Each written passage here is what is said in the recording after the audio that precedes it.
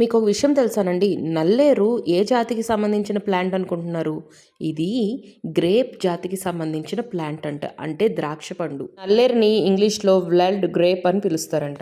నాకు కూడా రీసెంట్‌గానే తెలిసిందండి.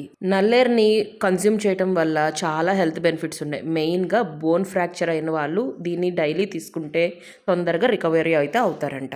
ఈ నల్లేరు కాడలతో అయితే మా అత్తమ్మ పచ్చడి చేశారు. అది ఎలాగో మీకు చెప్పేస్తాను పదండి. చేతులకి శుభ్రంగా నూనె రాసేసుకొని ముందుగా తర్వాత నల్లేరు కాడలకి సన్నగా చెక్కు తీయాలన్నమాట.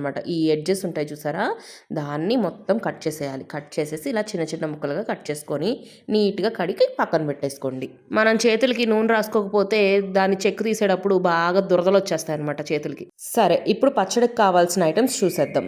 ఒక 10 నుంచి 15 వరకు ఎండుమిరపకాయలు, ఒక ఎల్లుల్లి రెబ్బ మొత్తం, కొంచెం చింతపండు, 2 స్పూన్లు ధనియాలు, 1 స్పూన్ జీలకర్ర, ఇంకా కొంచెం రుచికి తగ్గట్టు బెల్లం.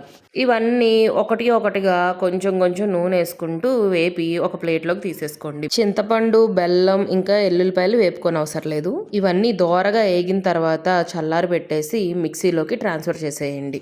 అందులోనే చింతపండు, బెల్లం, వెల్లుల్లి రెబ్బలు, తగినంత ఉప్పు కూడా వేసి కచ్చా పచ్చగా మిక్సీ పట్టేసి పక్కన పెట్టేయండి. ఈలోపు మళ్ళీ కళాయిలో ఆయిల్ వేసుకొని మనం ముందుగానే కట్ చేసి పెట్టుకున్న నల్లేరు ముక్కల్ని కూడా ఆయిల్లోకి వేసి బాగా వేపేసేసుకోండి. ఎంతలా వేపాలంటే దాని పచ్చివాసన అంతా పోయి కొంచెం బ్రౌనిష్ షేడ్లో అయిపోతాయి అవి. సో అప్పటి వరకు వేపుకుంటూనే ఉండాలి. దగ్గరుండి సిమ్లోనే వేపండి, లేదంటే మాడిపోతాయి. తర్వాత వేపుకున్న ముక్కల్ని కూడా మిక్సీలోకి ట్రాన్స్ఫర్ చేసుకొని నెమ్మదిగా మిక్సీ పడతా ఉండాలి. ఒక్క చుక్క కూడా నీరు పోయకండి.